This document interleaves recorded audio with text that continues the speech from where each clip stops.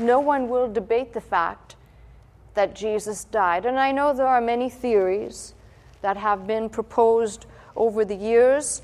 In fact, I may touch on Dr. Scott's few points in his theories today, perhaps, if I get around to it.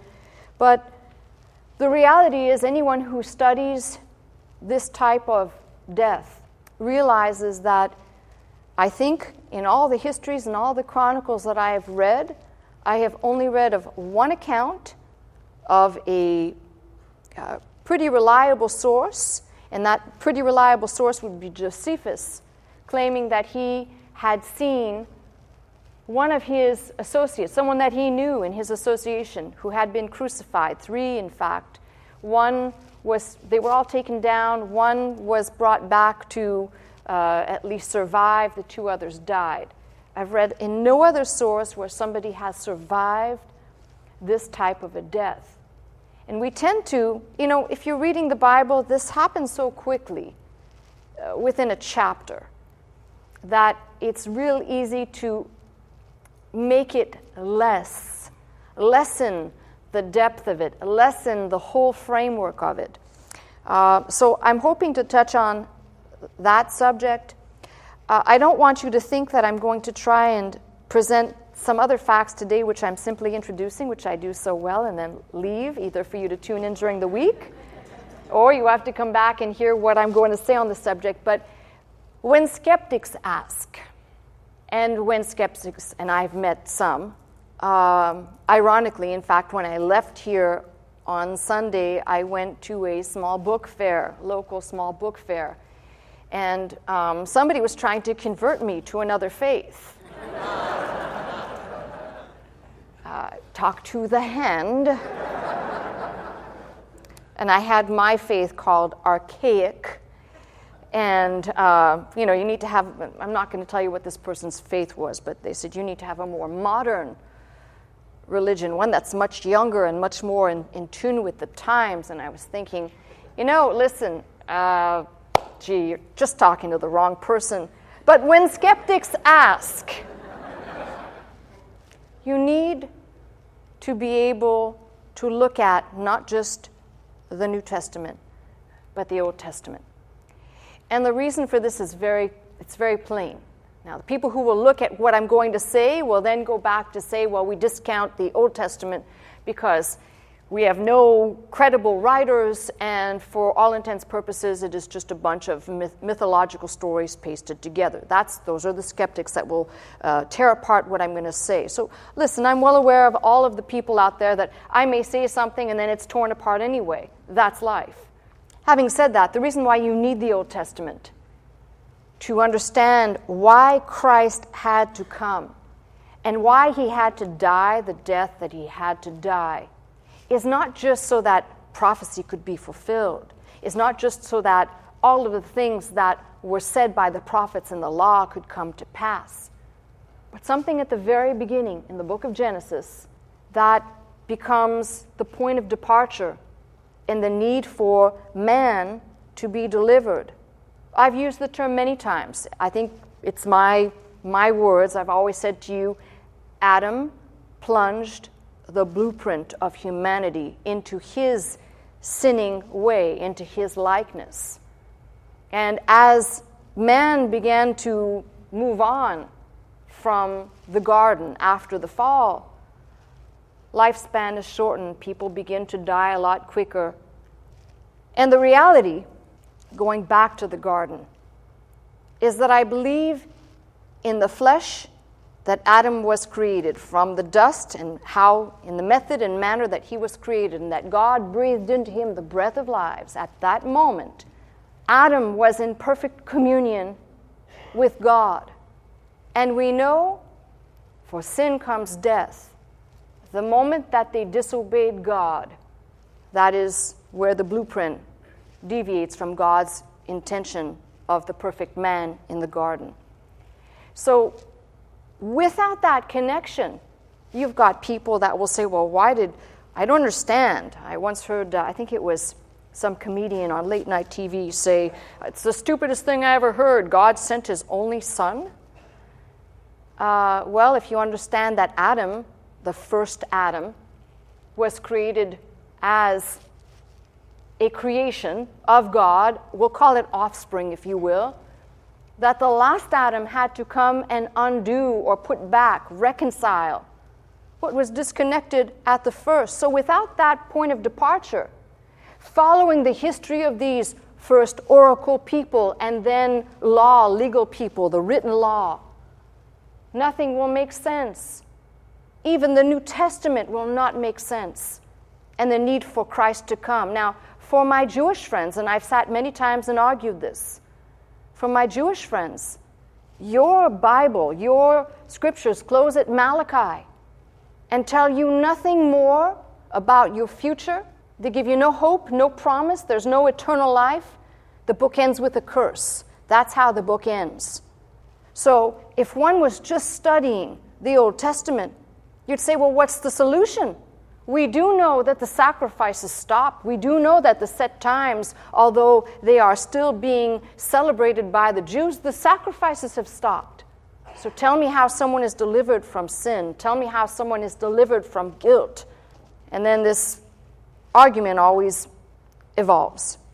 So when skeptics ask, why even bother studying this? Because the reality is this whole book put together by so many different writers at diverse times tells us the unfolding drama of redemption, that without the Old Testament, if we just happen to read a New Testament, it probably wouldn't make sense either. What's the point of having genealogies that open up the New Testament canon to tell us about the son of and the son of who begat? In other words, all of these things are tied together. Now, this is self-evident for people who study the scriptures, but for skeptics, that's a completely different story. Now, there'll be people that'll say that that's all a bunch of mythology and it should be put on the same plane as all the other creation accounts of all the other sources. And if you say that, I'm sorry, I can't help you. And I say that because it requires studying. It does not require that you feel something. You can feel something later, but it requires that you study these things comparatively to understand the birth and the genesis of all of these other creation accounts, that if you watch them very closely, even if you weren't a very learned person, you'd see the streams that flow from what seemingly are a common source and then a corruption of that common source. So when skeptics ask, the first thing that I start with is, there's something that is undeniable. There is something that will happen to you whether you are a Jew, whether you are a Muslim, whether you are a Christian, or whether you believe in nothing except yourself. Death. That's certain. Maybe people deny that they were born, and wow, I want to talk to you. I would like to know what you think of how you came to be, but there's one thing that is absolutely not going to be budged out of this conversation, and that is death. And then there'll be people that will come and say, well, because you believe that people must die, we don't need to believe that death is the end, or we believe death is the end. But no matter where you're coming from, you have to deal with that one fact. Now, there are people who believe, of course, in reincarnation, that the soul or the essential self never dies but comes back again. Now, if that's the case, and you don't get to choose what you come back as, then I may have killed many of my enemies driving on the highway when they hit my windshield.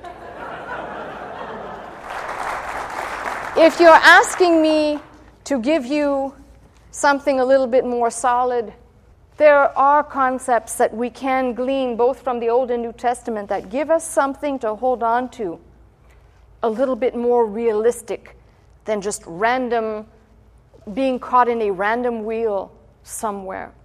So this death that occurs to every man, you have the choice, by the way. You have the choice to believe that when you die and there's nothing else. But the very message that Christ came to proclaim when he said, the kingdom of heaven is at hand, and he began to speak of himself. And just before the raising of Lazarus, he says, if you believe in me, if you have faith in me, not me, Jesus is talking, you'll never die. You'll have life everlasting. Now, I know that's plagued from the most solid believer who says, I believe this, but how? Or, sure, I believe this, but maybe it's not really faith. It really is just belief in something, not solidified faith that Christ said it and therefore. So all of this message today has to do much about that. The fact that Christ died is a reality. Now, even the historian Josephus chronicles that Christ indeed did die. You've got the Muslims who will not see Christ as anything but a prophet, and indeed he did, in their view, die. So we're not going to argue whether or not he died. He died a public death, and that is perfectly clear. When people talk about the dubiousness of his death, I have to first say to myself, well, wait a minute. He wasn't killed physically by the Jews, wherefore the Jews could have said, he's dead, we killed him. But outside of the realm of their control by and at the hands of Romans, and done publicly. So there's no way that anybody could be confused. Now, Pilate is absolutely taken back with the fact of how quickly Christ died. He said he marveled at this. And I marvel at all of these things that internally, if someone will take the time, and you can tell I'm putting the brakes on, I don't want to race by this, that if someone will take the time to look carefully, you see a lot of detail that on its surface, you just brush right by it. But as you begin to look at this, you begin to see, for example, we have this image of Christ obviously dying quickly in a short span of time, which records record that for the most part, when people were crucified, if they lingered for 2, maybe sometimes 3 days. That was the normal time of lingering on the cross. And most people think that people died of the nail holes, the nail piercings, but the reality is that if you read carefully, and there's a lot of medical journals that have chronicled this, that most of the time, we watch Hollywood and we see depictions of Christ crucified just kind of moving the head and not moving anywhere. But the reality is that is complete error. The victims usually moved around a lot to try and lift themselves up to be able to breathe, just to get air. A very, very violent act.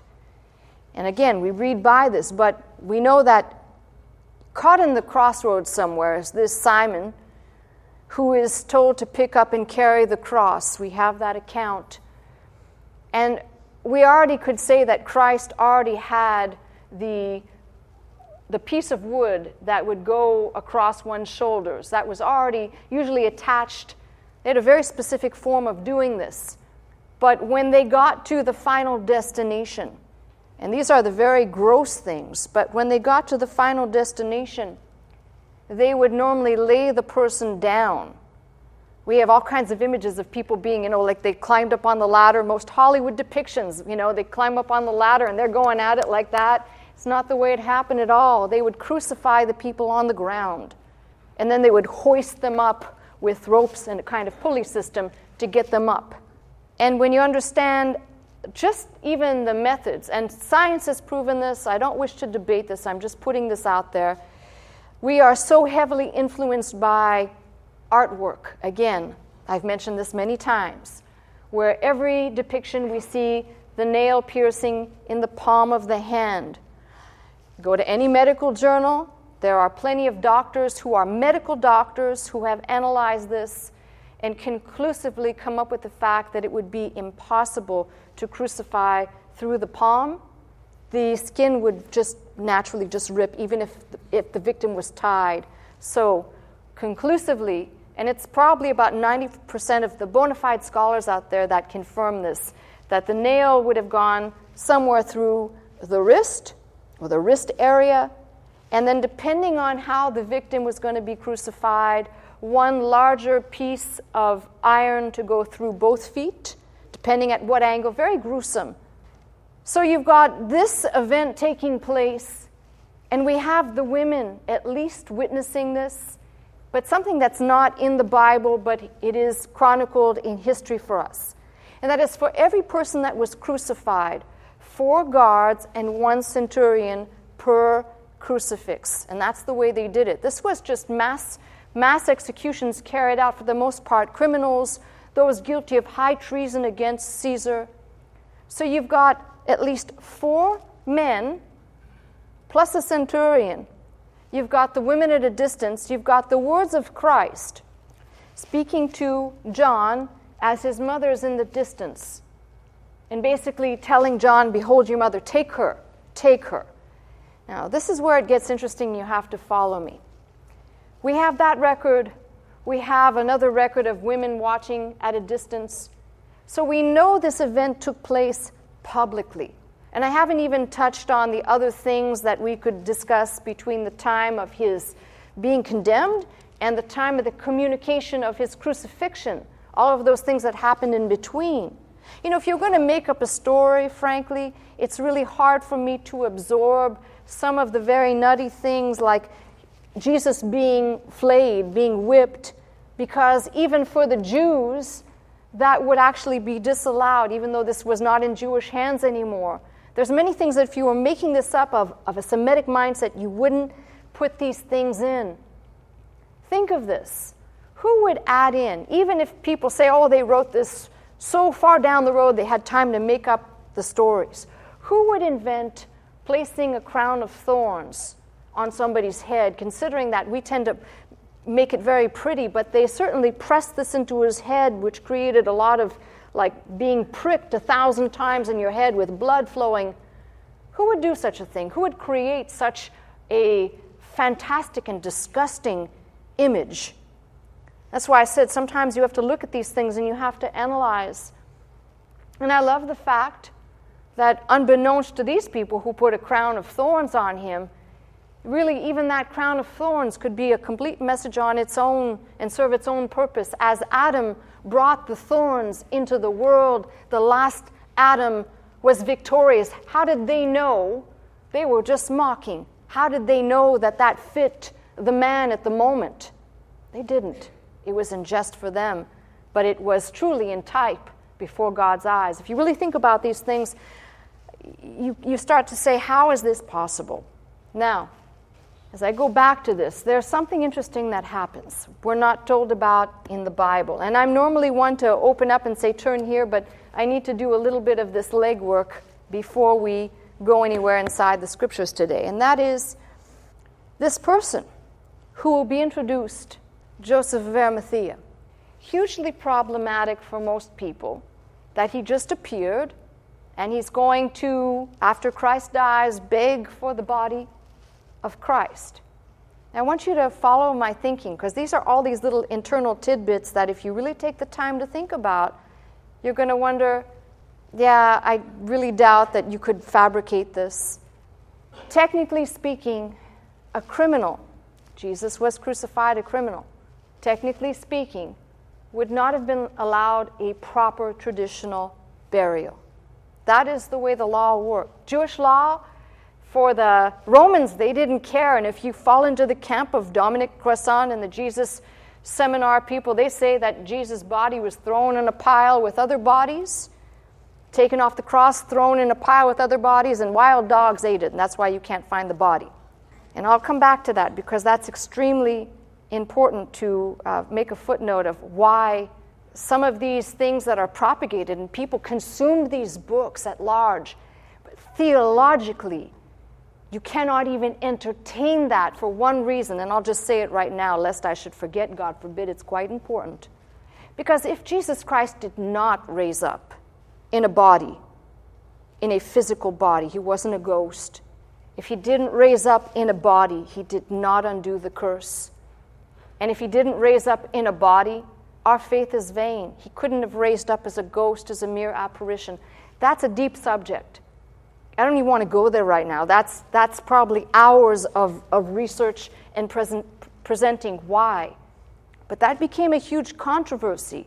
If you read church history, many people propagated the idea that Jesus was either only a phantom in his life or was a phantom after resurrection. And neither one of those are accurate, based on the things Jesus said, based on the things that he said to his disciples before and after.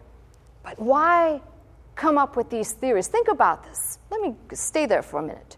If the body was consumed by wild animals, we're here as a waste of time.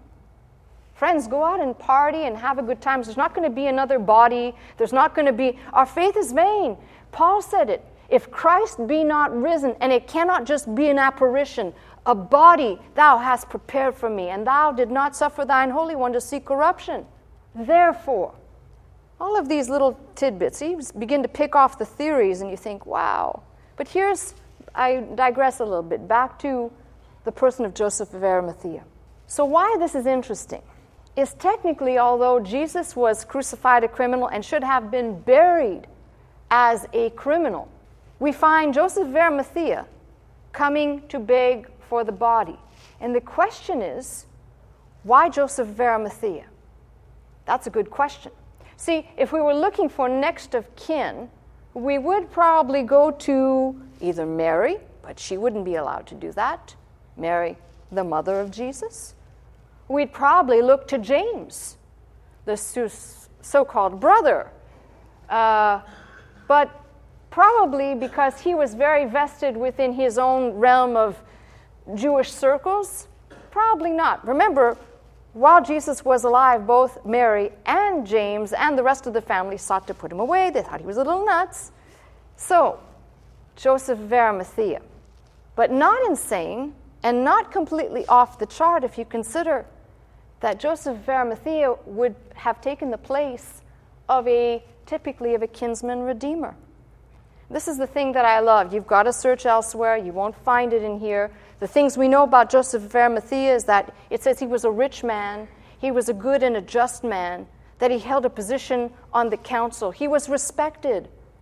But we also know from other sources that Joseph of Arimathea would have been, technically speaking, Jesus' uncle. That is, the Virgin Mary's father's brother, making him the kinsman redeemer, if you will, for that piece of property, that most precious piece of property, now laying dead, Jesus of Nazareth.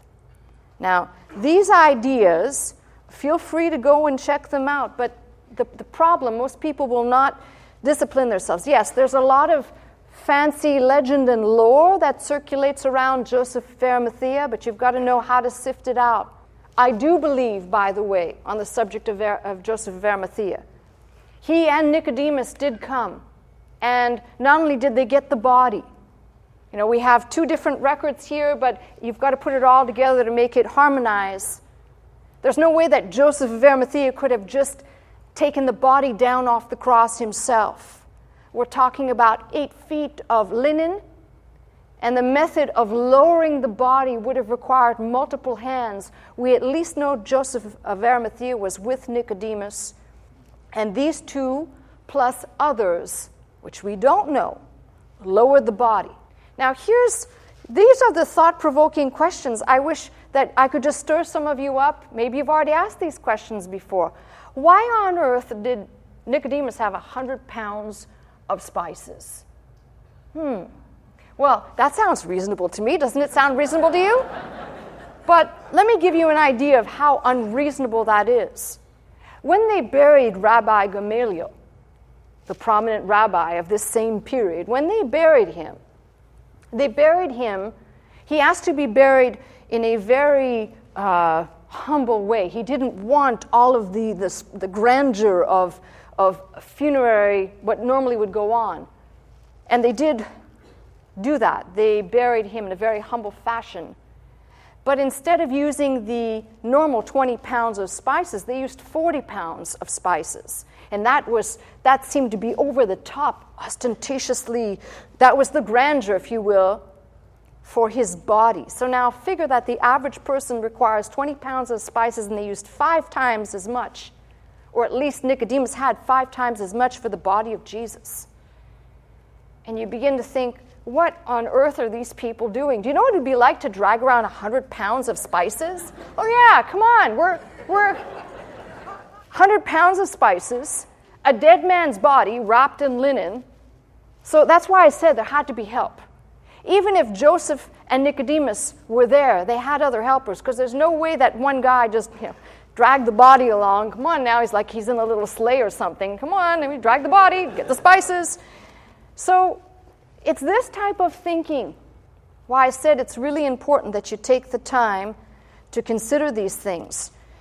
Now, many theories have been proposed regarding Joseph of Arimathea. I'm quite certain in what I'm saying, and I say I'm quite certain in what I'm saying on this wise, that after the fact, Joseph of Arimathea just disappears. We don't see him again. And there are all these people like this. We just don't see them again. For example, I'm sure this has happened to you. If you ever met somebody, you're on a plane, you're on a train, you meet somebody, you talk to them for a while, and you never see them again. There had to be a purpose. I don't believe it's just random. There had to be a purpose of why you crossed paths with somebody. It wasn't just because you were bored or they were bored or because they needed to offer you a breath mint. That is a must-carry, by the way, in your travels. Never mind. God places people at set times usually for a reason. Then sometimes we don't see them again. And here, there's a chock full of these. I think of Zacchaeus, introduced for a purpose and then just disappears. The same thing with Joseph of Arimathea, the same thing with Nicodemus. Now, if you're going to look and press, you have to ask the question, what happened to Joseph of Arimathea? Remember, he and Nicodemus, as I pointed out last week, sat on that council of the Sanhedrin. Let me ask you this. Do you really think that that was kept a secret? That when Joseph went to beg for the body and Nicodemus, and they came and prepared the body, do you really think that would be kept a secret? Or these other people that were so adamant about putting Jesus to death would have heard, and they would have heard about it. Well, who took the body? Well, who did this? I could just hear Pilate. Was one of your own. What do you think would happen now that this person has essentially turned enemy? There's one very key thing that's said about Joseph of Arimathea. It says that he, too, waited for the kingdom of God. Suddenly, Joseph of Arimathea just disappears. And if you're really looking, you will find, this is why I said that year 36, the chronologies are off everywhere. I don't care what you want to do. That's why I said we'll talk about the year and the day and the time at some other point of when Jesus was crucified. But the year 36 is radically important. It is the year when Pontius Pilate is called back, between 36 and 37, is called back to Rome to report to Tiberius. It is the year that Caiaphas is removed as high priest. And it is the year that Marcellus is installed not as a heavyweight. He's just an overseer for 1 year. And in that 1 year, mayhem is breaking out amongst the Jewish people. There is such contention. There's a strong, strong wave of violence coming from the Jewish people, which is where you catch up a little bit with the mindset of Saul and the stoning of Stephen and other things. For 1 whole year, it was like everybody was turned loose. And then, of course, an installation of a new governor the following year. And it seems during that year there is a mass exodus. Now, if you want to go to, we'll call it legend right now. If you'd like to go to legend, you can go read the New Testament Apocrypha, which contains in it in the Gospel of Nicodemus, which is a very late writing, but will tell you a little bit of what is said elsewhere. Joseph of Arimathea was locked away. He was actually detained, not put in prison to be a prisoner. He was detained by the Jews for a time because he did this act of burying the body. Now, I've skipped over a whole bunch of stuff, but something, whether you believe these legends or not, something happens to him while he is being held. He's let out of prison by a presence that surprisingly sounds like a lot of these other accounts where an angel appears or where the Lord appears. And then the next place you find him, in legend, if you will, but I don't think so, recorded by Cardinal Baronius in the late 1590s as he was writing something that took him 30 years to write, the ecclesiastical history, if you will, says that in that specific year that I'm referring to, and it's off by 1 year. Remember, there was no 0 AD or BC. The account is that Joseph of Arimathea was put out to sea in an oarless boat without a sail, essentially put out to sea to die. He and a group of other followers of the way. Now, if you pick up in what is supposedly legend, but if you pick up in legend, you find that they find their way to the south of France, which became that big tomb of writing that came out in the late 70s and early 80s about the findings in the south of France, and then later on sailed up to Britain to preach and do what he did, and ultimately dies there at Glastonbury. Now, whether you believe that as lore, legend, there's one thing that is absolute.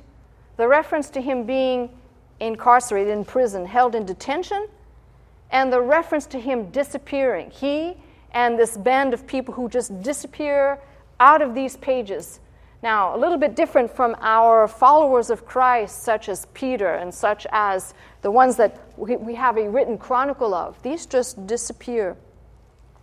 So there are these factors to consider. Joseph of Arimathea is one of these people that mystery will, I'm sure, always surround his person.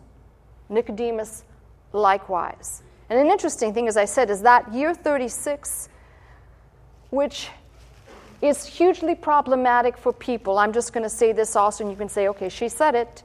It's problematic because people's reckoning of the year of Christ's crucifixion is wrong. Most people say Christ was crucified in 33 AD. Is that what you normally hear? Yes. Right. The only problem is if you go to trace back the year that he was born, the best sources will put his birth at somewhere between 7 and 5 BC. So if you begin to do the math and you realize that, yes, there was an error in calculation that occurred and there is no year zero, Houston, we have a problem. So you either have to believe 33 AD and that Jesus was born in the year zero, which does not exist. Maybe it does, and we just haven't found it yet. So that's why the reckoning is important. Furthermore, for you who love to do this on the internet, please, I'm going to spare you. So you're going to find people who have calculated the death and the year of Jesus Christ to be 33 AD, and in that year 33 AD, they insist on telling you that Passover fell on a Friday. And that may be true for 33 AD, but that was not the year he was crucified. Oops. So you're just going to have to either do your own research or you're going to have to follow along, because I intend to cover the subject and just chisel away at it. Now, if I seem to be just putting stuff out there randomly, I'm really not. If you have to kind of trace my steps a little bit, I want to go back to the concept of not being buried in a traditional burial. And that's hugely important. That's another one of these crazy things as internal evidence. For example, if we read about Lazarus, remember Jesus was on his way. That would be John 11. Jesus is on his way, and he finds out that Lazarus is sick and on the verge of death. Finds out, he says, our friend Lazarus sleepeth, he's dead, but I go that I may awake him out of sleep. That's verse 11, John 11. And then Jesus said to them plainly, Lazarus is dead, but I am glad for your sakes that I was not there, to the intent ye may believe, nevertheless let us go unto him.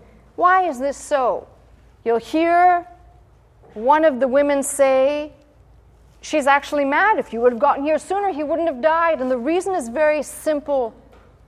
Lazarus had to be dead. She says it's already the 4th day now and he stinks. His body is decomposing. It's putrid smelling. Why? Because right nestled in here we know that by the reckoning of the Jews, they didn't have, like we have, the coroner's truck and all the investigative material. The way the Jews did it was really simple. 3 days and 3 nights certifies you are dead. That's it. So now it's the 4th day. So this is bona fide information here. No one would debate this, the fact that when Jesus calls Lazarus from the tomb, And he's bound, and it must have been a terrible sight to see, but spectacular nonetheless. He was dead. He was dead. He wasn't just taking a sleep or a nap. He was dead. All right, 4 days dead. Now, I think we made that point abundantly. What I want you to see in here is that if you, in your own time, will read this, you will find that it says, many of the Jews came to Martha and Mary to comfort them concerning their brother. Lazarus was not a criminal. He just died. So here's where Jewish law kicks in. You've got to follow me with this. When a relative dies, Jewish law prescribes that you do not leave your house for 7 days. You do something called sitting. Even modern Jewry still abides by this. You sit Shiva for 7 days. For 7 days you mourn. If it's your mother or your father, your sister, your brother, somebody who's real close to you, you sit for 7 days and people come to you and you mourn for your loved ones. Then after that, there is a 30-day window that opens up where you can start resuming your normal life. You're still grieving, and then after that said period, you're free to do whatever you want to do. Resume your normal activities. So here we have a small window into Jewish life. Here are the Jews coming to Martha and Mary to comfort them. And if you'll read this in your own time, you'll find twice it's mentioned they were grieving in the home. This was customary. Elsewhere, we read in another passage about the raising of Jairus' daughter. And you'll find they all gathered around because they said, the maiden is dead. They were all gathering around. They had minstrels, by the way, playing music, and they were mourning in the home. This was the leader of the synagogue. This was customary. You came to the person's house, you grieved there for 7 days. Now, the body didn't remain there, but you grieved in the house for 7 days. So what is so radical about this death of Jesus, even though he was buried as a criminal, and I'm going to come back to that again, is the fact that there wasn't the normal type of mourning that took place. As the law would prescribe, and here's the law. The law says if you have a loved one who is a criminal, who is convicted, and a life sentence is carried out, this is what's interesting. You're not allowed to grieve. You're not allowed to cry. You must carry on. They don't deserve the homage and the respect and the dignity of a burial. Keep that in the back of your mind. And then fast forward to the women at the tomb. Now, all of this, I'm trying to break some traditional mindset that we read this and we tend to be like we have blinders on. We think we understand this, but we really don't, because this was not written in the mindset that we have. This was written from Semitic. I don't even care if you want to say, well, this was written to the Gentiles, to explain to the Gentiles. Yes, from a Semitic mind who understood the rituals and the customs. We have these two tombs that people fight over yet today. Which one is the tomb of Jesus? Yes? Well, I find it remarkable because even if Jesus didn't raise from the dead, his bones wouldn't be there anyway.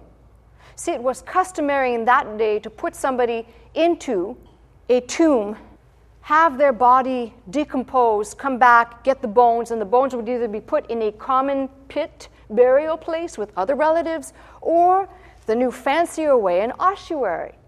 You all remember the finds of the Caiaphas ossuary, and everybody made a big brouhaha about it. Wow, we found the ossuary of Caiaphas, and indeed it is the ossuary of Caiaphas, with great certainty. I don't say that because I'm one of these people that says, give me something to touch, but it's quite certain it is.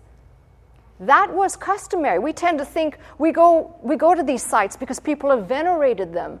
But even if Jesus did not raise up from the dead, his body wouldn't have been there anyway, because once the body had decomposed, hence the spices and all the things to help the putrefaction process, say that 5 times, to keep the smell and everything, so it makes it go faster, but it keeps the smell down, keeps the stench down.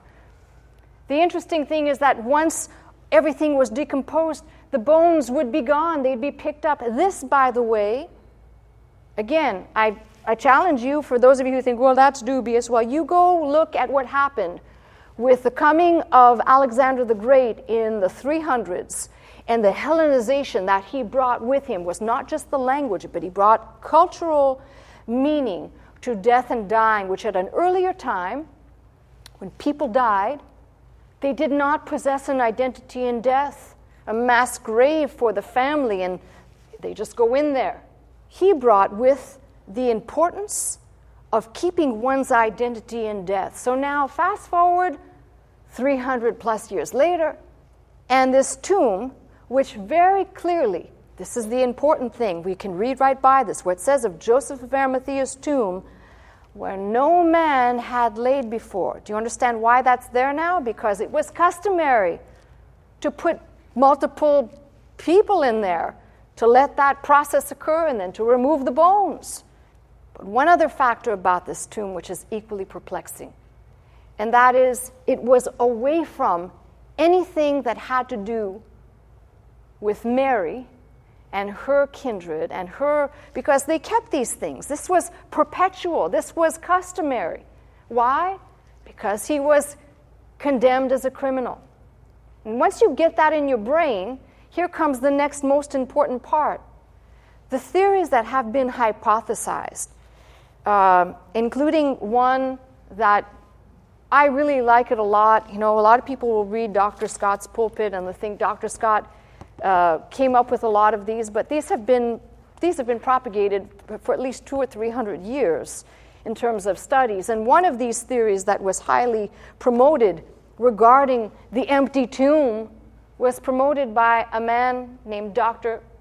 Cursop Lake, who was an immigrant here, but he died about 15 miles from here in South Pasadena. And that was his theory, that the women went to the wrong tomb. He was a big, that was his thing. The women went to the wrong tomb. But let's go back to that. Let's talk about this tomb. I don't want to run away from the tomb just yet, because that's too easy to say, well, we've proposed this now, let's move on. I want to just take the time to think about something.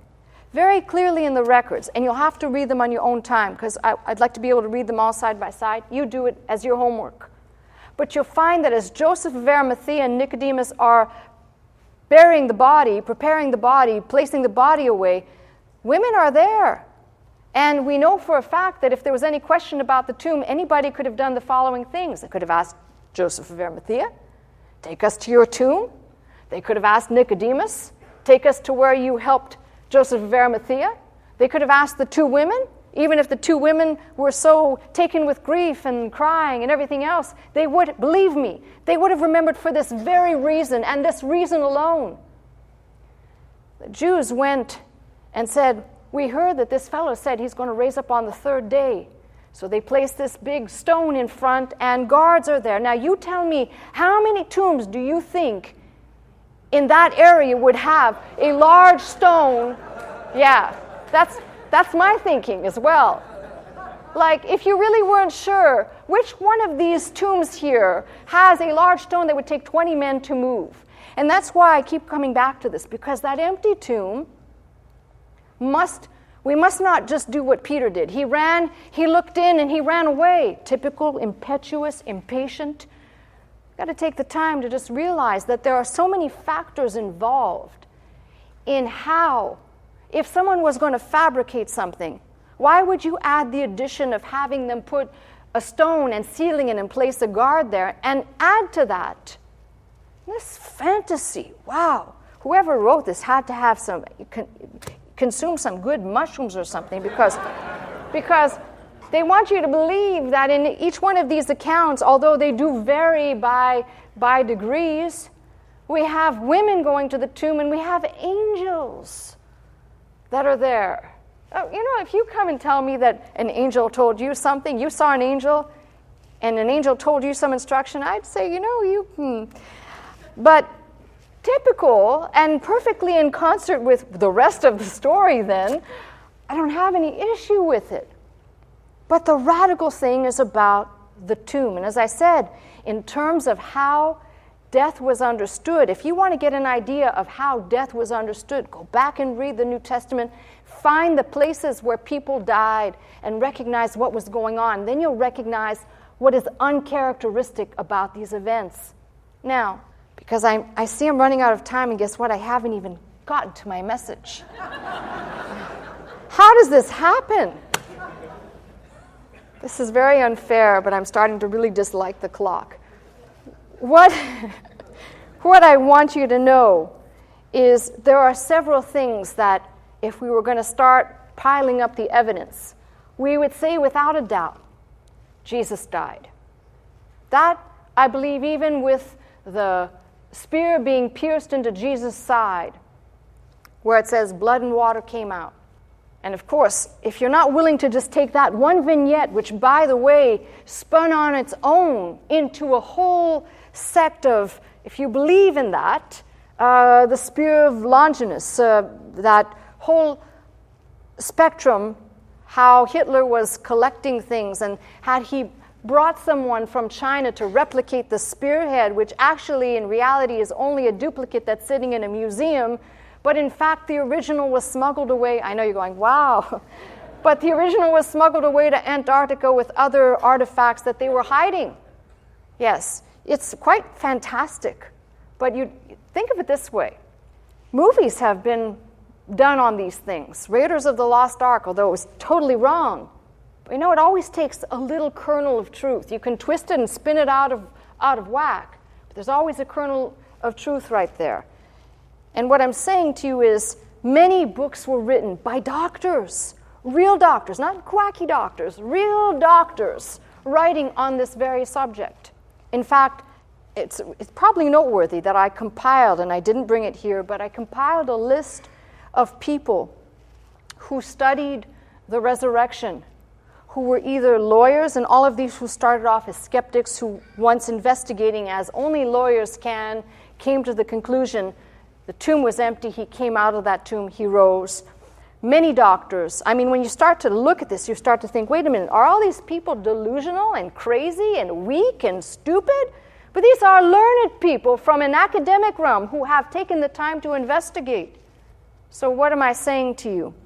There are some radical things, and I'm going to close the message up by saying this. The radical things that I perceive, not just about the empty tomb. We say he died, that's for certain.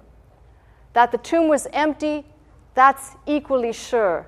And maybe next week we'll add Dr. Scott into the message, but all I'm going to tell you is with those two facts, he died and there was an empty tomb, I have some other issues to deal with. My other issues to deal with are this. It seems like everybody that Jesus, the risen Christ, encountered seemed to be surprised by him.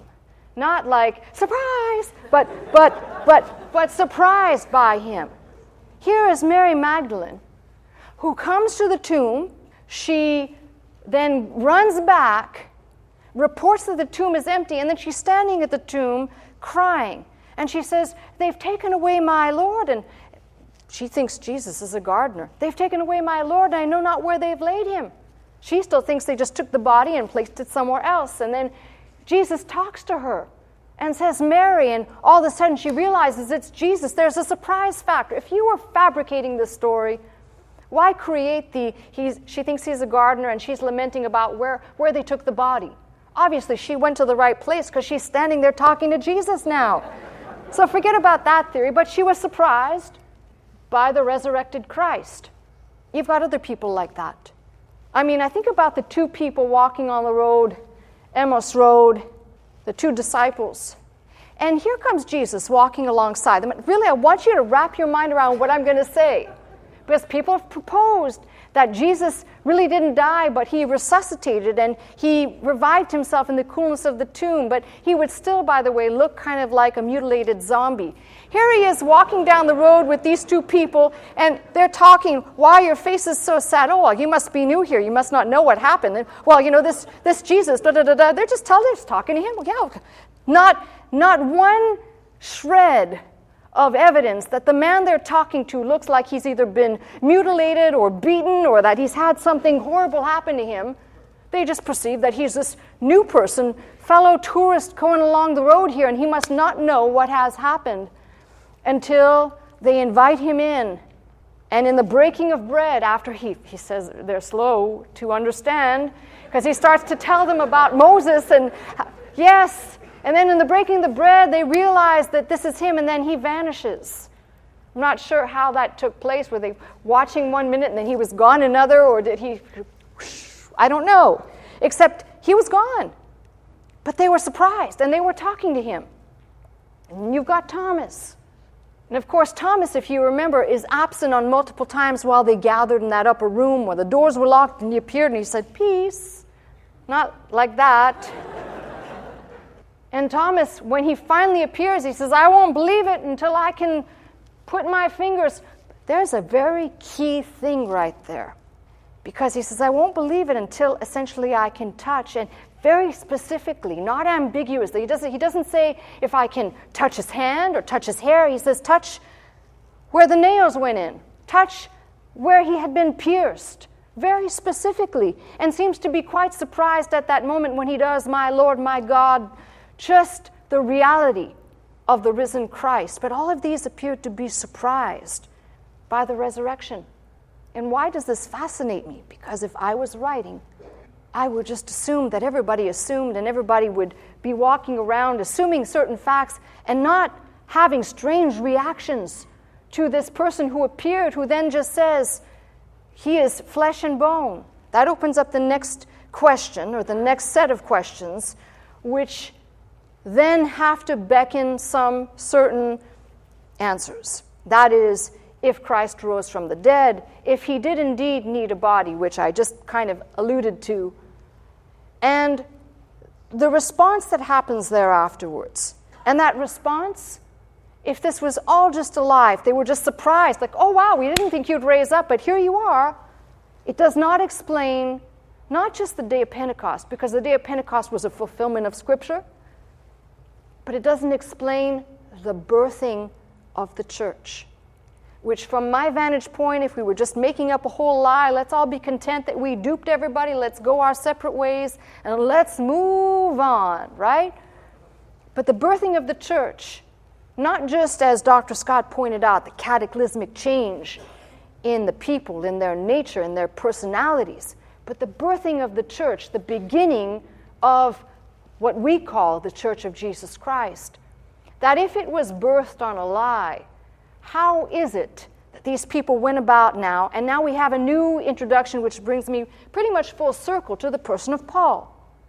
Not involved in the original group, not involved in a conspiracy, not necessary for him to lie about the fact that Jesus rose or any of these things, and yet he has that one encounter that changes his life forever, going from a person who vehemently hated Christians to the writer of 2/3 of the New Testament and heralder, and probably the one who rescued Christians from James's idea of the Jewish concepts that would have stayed grafted on. The church would have been nothing but a splinter of Judaism at Jerusalem, but instead the Church of Jesus Christ was birthed. Now, none of this, none of what I've said so far, believe it or not, because I didn't even get to my message, none of what I've said could be a validation of any kind, because I've just put out a whole bunch of information. That's all I've done the last couple of weeks, except for when you begin to gather it together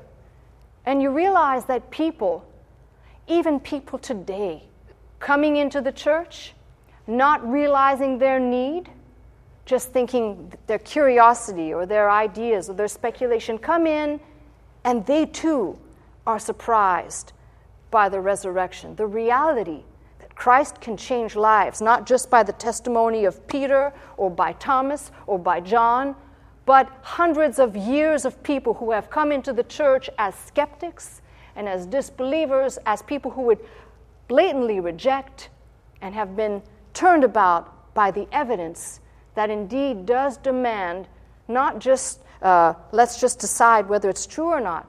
Remember Dr. Scott's message, he always ended up, well, they were either telling a lie or they were telling the truth, and that's what you have to decide.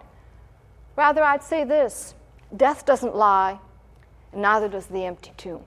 If he rose from the dead, if he did, and we might take that subject up next week, if he rose from the dead, it requires that you and I have a better understanding of what that means, that flesh and blood became the Word, that spoke, that told us all we need to know about the living God, and something else about what is yet to come. Now, if all of that is true, I have this certain hope, which the book of Hebrews calls an anchor of the soul, that from where I stand in my vantage point, I am tethered. I'm tethered in time, but my anchor has been thrown into eternity, where I yet will go, because he is risen. That's my message. I'm Pastor Melissa Scott, pastor of Faith Center, Glendale, California. I teach every Sunday morning at 11 a.m. If you'd like to attend services with us, simply call the 800 number, that is 800-338-3030, to join us. If you'd like to watch, listen, and learn 24 hours a day, simply log on to our website at www.pastormelissascott.com.